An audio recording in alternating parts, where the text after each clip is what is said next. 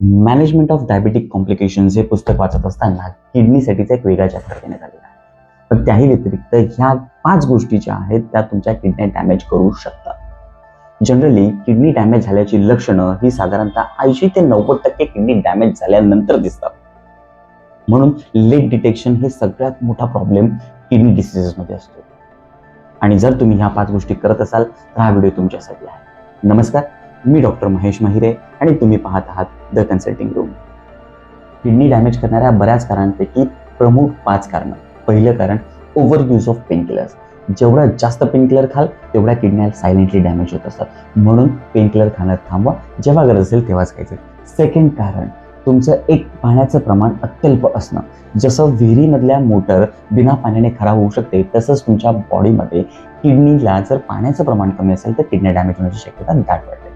तिसरं कारण excess salt आणि प्रोसेस फूड. बिकॉज एक सॉल्टचा molecule 5 molecule of water hold करतो. जेवढं जास्त पाण्याचं प्रमाण शरीरात वाढतं तेवढं ब्लड प्रेशर वाढतं. ज्या ब्लड प्रेशर वाढल्यामुळे तुमचं ऑटोमॅटिकली किडनी डॅमेज होण्याची शक्यता वाढते.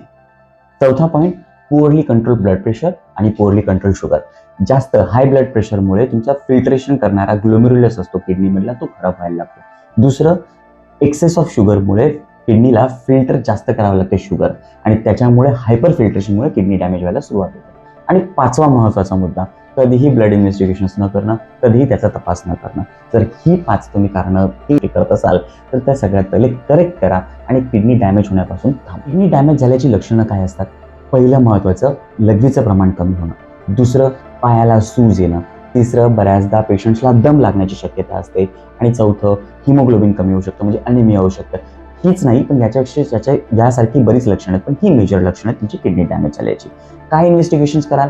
तर सगळ्यात पहिले RFT, रिनल फंक्शन टेस्ट. याच्यामध्ये क्रिएटिन नावाचा महत्त्वाचा घटक असतो, ज्याची अपर लिमिट 1.1 to 1.2 पर्यंत इतकी असते. दुसरं टेस्ट काय असते? EGFR, estimated glomerulus filtration rate. हा तुमचा किडनीचं फिल्टर करण्याचा रेट चेक केला जातो. साधारणपणे 90च्या वरती हा नॉर्मल मानला जातो.